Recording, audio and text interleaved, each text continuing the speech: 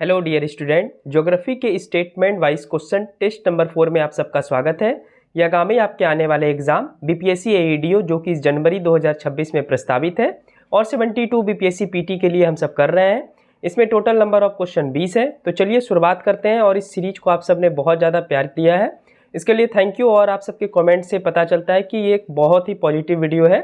तो मैं इस सीरीज को कंटिन्यू करने वाला हूँ आप सबके लिए। इसी प्रकार से आप सब जो है वीडियो को देखते रहिए, लाभ लेते रहिए और थोड़ा सा हमें भी सपोर्ट दिखाइए। और चैनल पे नया है तो चैनल को जरूर सब्सक्राइब कर दें, ठीक है, क्योंकि काफ़ी मेहनत लगता है, क्वेश्चन का एनालिसिस करना पड़ता है और तब जा करके क्वेश्चन बनाना पड़ता है। तो इसके लिए आप सब थोड़ा सा ये कर सकते हैं हमारे लिए। चलिए शुरुआत करते हैं आज के इस टेस्ट की। टोटल 20 क्वेश्चन है, क्वेश्चन नंबर 61 से लेकर के क्वेश्चन नंबर 80 तक। चलिए आज के दिन का पहला क्वेश्चन, क्वेश्चन नंबर 61। स्वर्ण रेखा नदी के संबंध में निम्नलिखित कथनों पर विचार करें और सही चुनें। पहला, यह नदी रांची के निकट से नगरी गांव से निकलती है। दूसरा, इस नदी पर हुंडरू जलप्रपात है। तीसरा है छोटा नागपुर पठार, यहाँ पठार होगा, पठार से निकलकर बंगाल की खाड़ी में पहुंचने वाली यह दूसरी सबसे लंबी नदी है। आपको इनमें से सही कथन चूज करना है। तो 61 का सही आंसर हो जाएगा ए नंबर 1 और 2। देखिए एक बार बीपीएससी में जो है 69 बीपीएससी में या किसी ना किसी एग्जाम में, बीपीएससी के ही एग्जाम में गांव पूछ लिया था कि ये जो स्वर्ण रेखा नदी है किस गांव से निकलती है, तो नगरी गांव से निकलती है, ठीक है। हुंडरू जलप्रपात इस नदी पर है, ये बिल्कुल सही है। और इसके जो रेत है इसमें सोना पाया जाता है, इसलिए इसको स्वर्ण रेखा नदी बोलते हैं। तीसरा स्टेटमेंट गलत है, छोटा नागपुर पठार से निकलकर बंगाल की खाड़ी में पहुंचने वाली यह सबसे लंबी नदी है। तो दूसरी सबसे लंबी नदी ये नहीं है, इसको कट कर लेंगे। और ये छोटा नागपुर पठार से निकलकर बंगाल की खाड़ी में पहुंचने वाली सबसे लंबी नदी है, जिसका नाम है स्वर्ण रेखा नदी, ठीक है। इस प्रकार 61 का आंसर हो जाएगा ए नंबर, केवल 1 और 2। और इस टाइप के ही क्वेश्चन करना है आपको ताकि इजी क्वेश्चन आराम से बन जाए। 62, स्थानांतरित कृषि का स्थानीय नाम से संबंधित सही मिलान करें, ठीक है। कहाँ पे इन सारे कंट्री में किसको कौन सा कृषि बोला जाता है, ये आपको मैच करना है। पहला है चेना, दूसरा है लदांग, तीसरा है तमराई और चौथा है रोका। और इधर आपका कंट्री दिया हुआ है थाईलैंड, ब्राजील, श्रीलंका, मलेशिया। इसको आप मैच करेंगे। स्थानांतरित कृषि का मतलब होता है लोकल कृषि, ठीक है। तो लोकल कृषि उस देश में जो कृषि करता है उस परंपरा को क्या बोलते हैं, उसको क्या बोलते हैं, तो आपको यही मैच करना है। तो 62 का आंसर हो जाएगा बी नंबर आपका। पहला का सी चेना जो है ये श्रीलंका में, ठीक है। दूसरा का डी हो जाएगा लदांग मलेशिया में। तमराई जो है आपका तीसरा का ए हो जाएगा थाईलैंड में। और रोका जो है स्थानांतरित कृषि ये ब्राजील में की जाती है। इस प्रकार आंसर हो जाएगा 62 का बी नंबर, 1 का सी, 2 का डी, 3 का ए और 4 का बी। बहुत इंपॉर्टेंट क्वेश्चन है और 2025 में ये लदांग वाला क्वेश्चन आया हुआ है, ठीक है, बीपीएससी के एक ना एक एग्जाम में। आगे बढ़ते हैं। क्वेश्चन नंबर 63, 2024-25 डेटा के अनुसार बॉक्साइट उत्पादन राष्ट्र में ज़्यादा से कम उत्पादित करने वाले राष्ट्र का सही क्रम लगाएं। आपका दिया हुआ है चीन, गिनी, इंडोनेशिया, ऑस्ट्रेलिया, ब्राज़ील। तो बॉक्साइट जो है ये एल्युमिनियम का अयस्क होता है और इसमें आपसे उत्पादन की दृष्टि से पूछ रहा है। एक होता है भंडारण, एक होता है उत्पादन। भंडारण है कि एक देश में बहुत ज़्यादा जमा है लेकिन वो निकाल ही नहीं पा रहा है, ठीक है। तो भंडारण अलग होता है और उत्पादन अलग होता है, दोनों को मिसमैच करने की जरूरत नहीं है। यहाँ पे उत्पादक की दृष्टि से पूछ रहा है कि कौन सा जो है कंट्री जो है सबसे ज्यादा बॉक्साइट उत्पादन किया है 2024-25 में, उसका क्रम आपको लगाना है। तो 63 का आंसर हो जाएगा आपका ए नंबर। सबसे पहले सबसे ज्यादा जो बॉक्साइट उत्पादित करता है वो ऑस्ट्रेलिया है, फिर है गिनी दूसरे नंबर पे, फिर आपका जो है चीन है, फिर आपका जो है ब्राजील है और सबसे आखिरी में इंडोनेशिया है। इस प्रकार आंसर हो जाएगा 63 का ए नंबर, 4, 2, 1, 5 और 3। 64, निम्नलिखित में से कौन अटलांटिक महासागर की ठंडी जलधाराएं नहीं है। आपके सामने ऑप्शन है ए नंबर लैब्राडोर, बी है ग्रीनलैंड धारा, सी है कनारी धारा और डी है फ्लोरिडा धारा। आपको इनमें से बताना है कि कौन अटलांटिक महासागर की ठंडी जलधाराएं नहीं है, यानी वो गर्म जलधारा है। तो 64 का आंसर हो जाएगा डी नंबर, फ्लोरिडा धारा, ठीक है। तो अटलांटिक महासागर में ठंडी जलधारा जो है यही 3 है, लैब्राडोर, ग्रीनलैंड और कनारी, ठीक है। गर्म जलधारा काफी पाया जाता है अटलांटिक महासागर में, जिसमें से एक है फ्लोरिडा का धारा जो कि यूएसए से सटा हुआ है, ठीक है। तो 64 का आंसर हो जाएगा आपका डी नंबर, फ्लोरिडा धारा। और इसका मैं एक पेज अगले टेस्ट में करवा दूंगा तो आप वहां से याद कर लेंगे, ठीक है।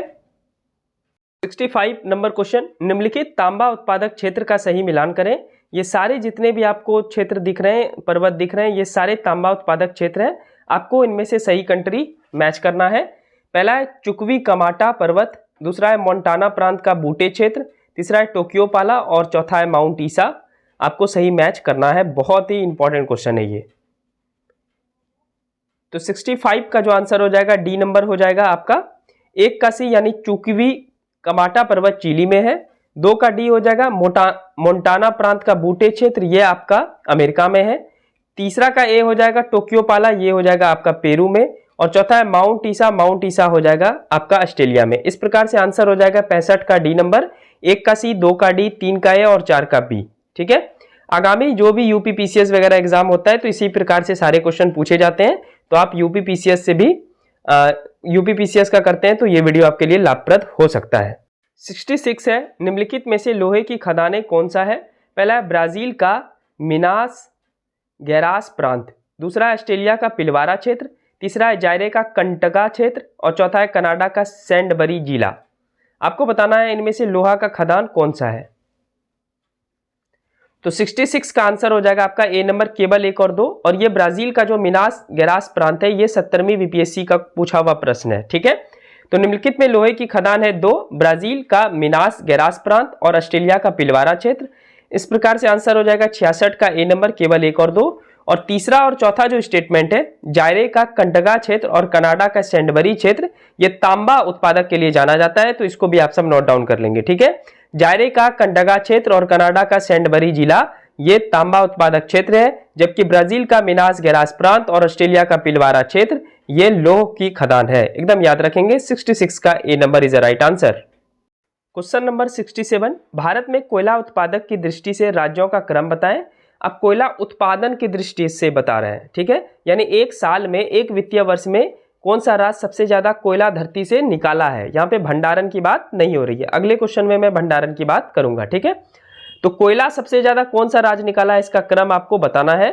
पहला है झारखंड, दूसरा है मध्य प्रदेश, तीसरा है उड़ीसा और चौथा है आपका छत्तीसगढ़। तो इसको आप बना सकते हैं और ये पिछले वर्ष का डाटा है। ठीक है, तो 67 का आंसर हो जाएगा सी नंबर, 4, 3, 2, 1। यानी छत्तीसगढ़ जो है सबसे ज्यादा कोयला उत्पादन किया था पिछले वर्ष, जो कि है 22%। उड़ीसा जो है, जो कि तीसरे नंबर पे है, 21% के साथ है। मध्य प्रदेश जो है आपका 18% और झारखंड में 16.66% के साथ जो है चौथे पोजीशन पे है। तो सबसे पहले सबसे ज्यादा कोयला उत्पादन करने वाला राज्य छत्तीसगढ़, फिर उड़ीसा, फिर मध्य प्रदेश और फिर झारखंड। इस प्रकार से आंसर हो जाएगा सी नंबर, 4, 3, 2, 1। 67 से विपरीत क्वेश्चन है 68, भारत में कोयला भंडारण की दृष्टि से राज्यों का क्रम बताएं। पहला ऑप्शन है झारखंड, दूसरा है पश्चिम बंगाल, तीसरा है उड़ीसा और चौथा है छत्तीसगढ़। तो इसमें भंडारण सबसे ज्यादा कोयला कहां है और उत्पादन का मतलब क्या होता है कि धरती से कोयला कितना निकाला गया, दोनों में डिफरेंस है। ठीक है, तो 68 का सही आंसर हो जाएगा डी नंबर, 1, 3, 4, 2। यानी सबसे ज्यादा जो कोयला भंडारण वाला राज्य है वो है झारखंड, फिर है उड़ीसा, फिर है छत्तीसगढ़ और फिर है पश्चिम बंगाल। एकदम इसको याद रखेंगे, बहुत इंपॉर्टेंट क्वेश्चन है। तो उत्पादन समझ गए होंगे आप सब और भंडारण भी समझ गए होंगे। भंडारण मतलब जमा है, निकाल नहीं रहा है। ठीक है, लेकिन जहां से निकालेगा, कोयला जहां से निकालेगा उसको बोलते हैं उत्पादन करना। 68 का answer D number is a right answer. Test में आगे बढ़ने से पहले एक सूचना है आप सबके लिए, बीपीएससी एईडीओ का एग्जाम जनवरी 2026 में प्रस्तावित है और फिर आपका अगले साल 72 बीपीएससी पीटी का एग्जाम होने वाला है। तो जिन भाई बंधु को ये टेस्ट सीरीज से जुड़ना है वो जुड़ सकते हैं। आपको वीकली 750 एमसीक्यू क्वेश्चन का प्रैक्टिस कराया जाएगा, जिसमें मैथ के 100 क्वेश्चन, रीजनिंग के 150 क्वेश्चन, जीके के 250 क्वेश्चन, विज्ञान के 150 क्वेश्चन, करंट अफेयर्स के 50 क्वेश्चन और टेलीग्राम क्विज पे डेली 40 क्वेश्चन का प्रैक्टिस करवाया जाता है।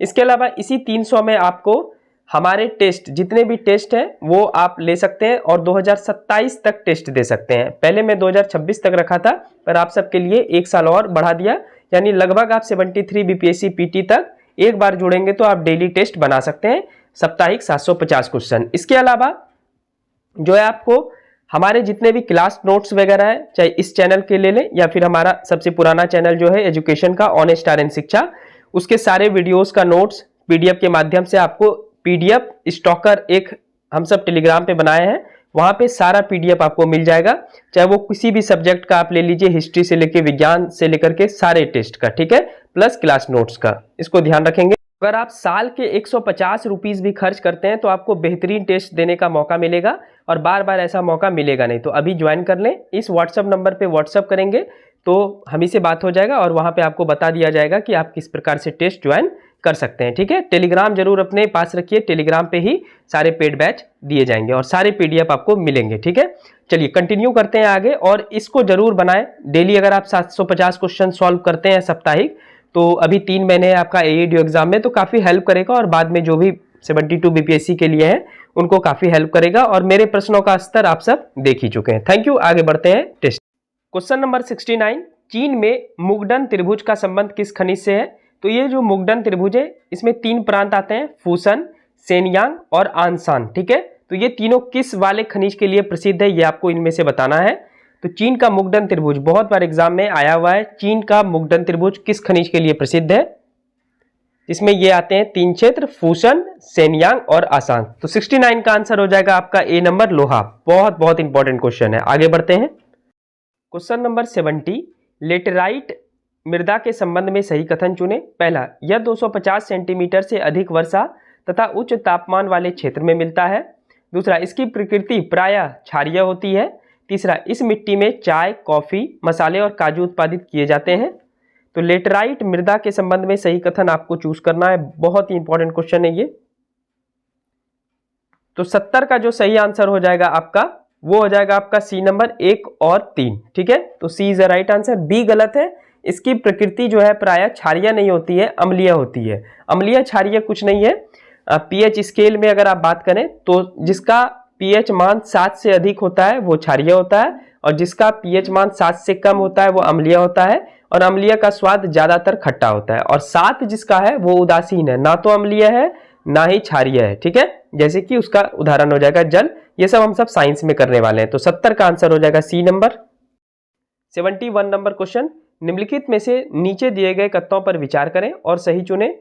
स्ट्रोम्बोली, माउंट एटना और विसुवियस यह किस प्रकार का क्षेत्र है? और यह सभी क्षेत्र इटली में अवस्थित है। ठीक है, तो दूसरा स्टेटमेंट तो आप समझ गए होंगे कि उसी के बारे में बताया जा रहा है, इटली में अवस्थित है। अब आप अगर को पता होगा थोड़ा बहुत भी कि इटली किस चीज के लिए बहुत ज्यादा फेमस है, तो इस आंसर को आप, इस क्वेश्चन को आप आसानी से सॉल्व कर पाएंगे।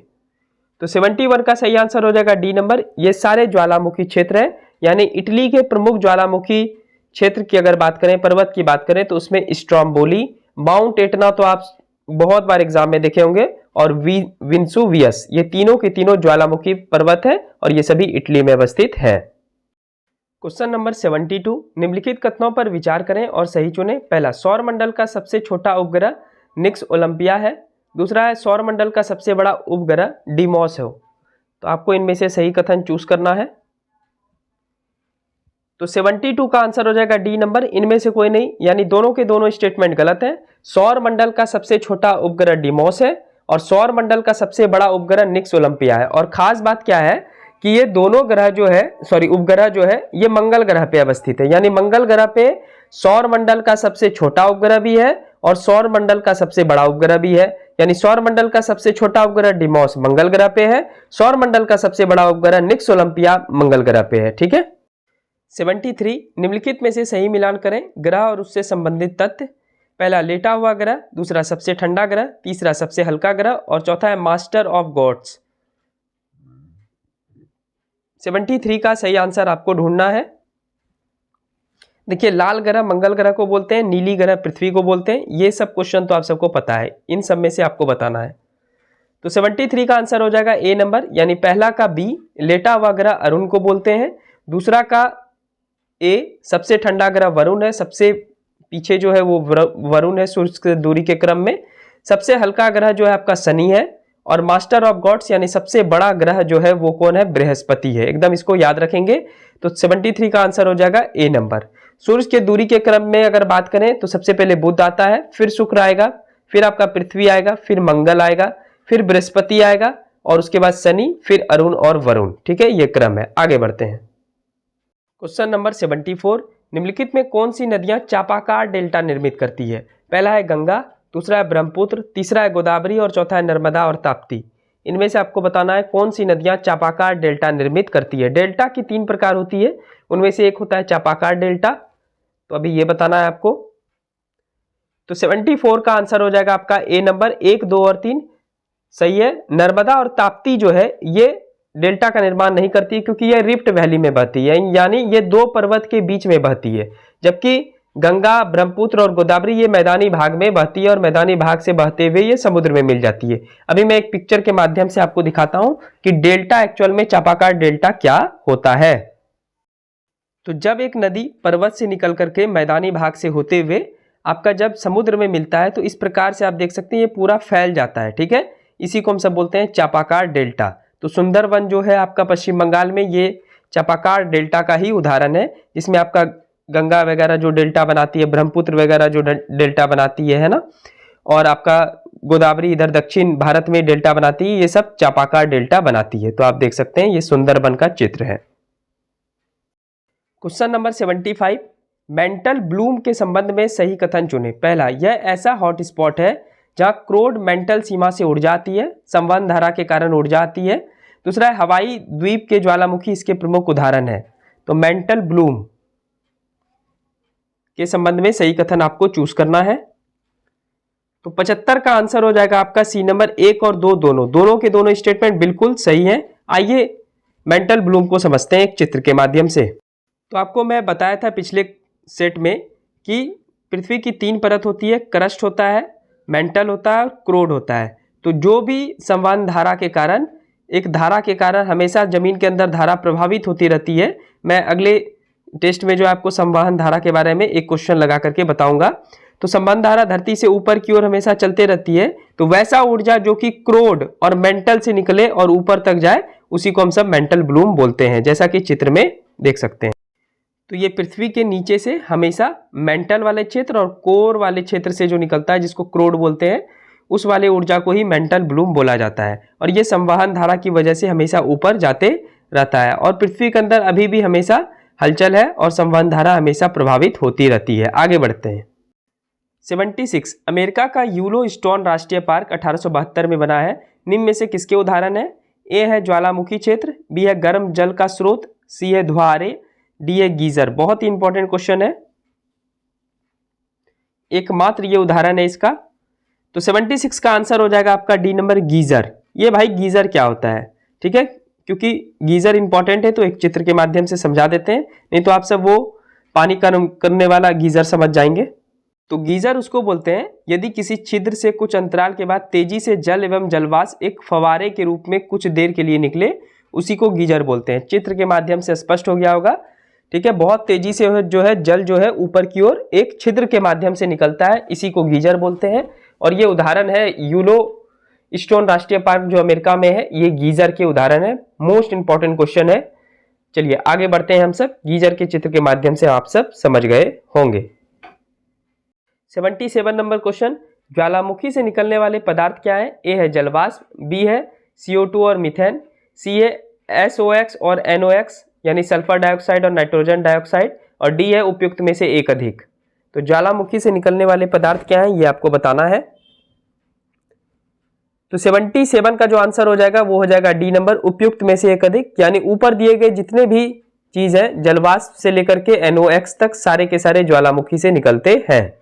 क्वेश्चन नंबर 78, पर्वतों के मोड़ में मेग्मा जमा से बनते हैं, उसे क्या कहते हैं?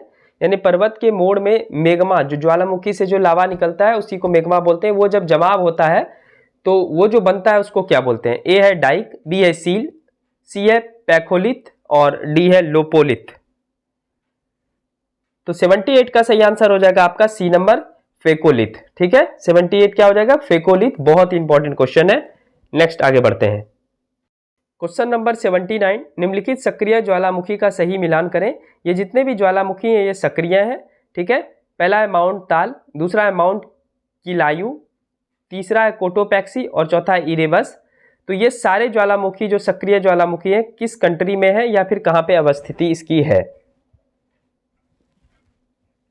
तो 79 का आंसर हो जाएगा आपका ए नंबर, यानी पहला का भी माउंट ताल है फिलीपींस में, दूसरा का सी माउंट किलायू है आपका अमेरिका में, तीसरा का डी कोटोपैक्सी है इक्वाडोर में और चौथा है इरेबस। ये इरेबस है अंटार्कटिका में। ज्वालामुखी 3 प्रकार का होता है, एक सक्रिय ज्वालामुखी जहां से हमेशा धुआं निकलते रहता है, एक होता है परिसुप्त ज्वालामुखी जो कि कभी कभी फटता है, जैसे कि एक ज्वालामुखी अभी रूस में 600 साल के बाद फटा है, तो यह परिसुप्त ज्वालामुखी का उदाहरण है। और एक मृत ज्वालामुखी है। जैसे कि भारत में जो ज्वालामुखी है, 2 ज्वालामुखी में से एक वो मृत ज्वालामुखी है, यानी उसमें से कोई भी एक्टिविटी नहीं होती है। आगे बढ़ते हैं 80 नंबर। 2 तथ्य और याद रखेंगे।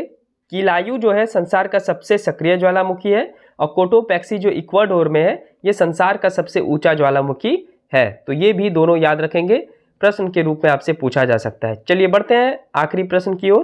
Question number 80।